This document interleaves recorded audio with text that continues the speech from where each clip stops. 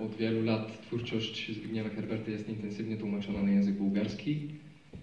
Nie tylko twórczość poetycka, oczywiście też ukazały się 2 tomy z 3, czyli tych esejów z Herberta też na język bułgarski, czyli jest dostępny dla bułgarskich czytelników.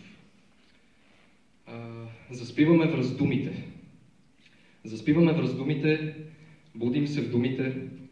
Понякога това са благи, прости съществителни, гора или кораб.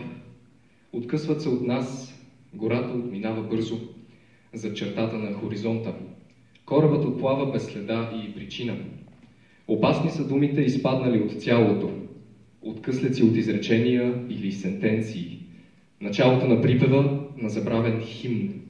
Ще се спасят тези, които не забравяй да или как. Малко боцкащо кабърче, което е прикрепвало най-красивата изгубена метафора за света.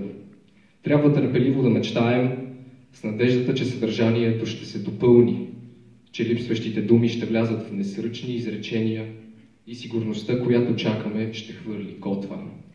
Дякую.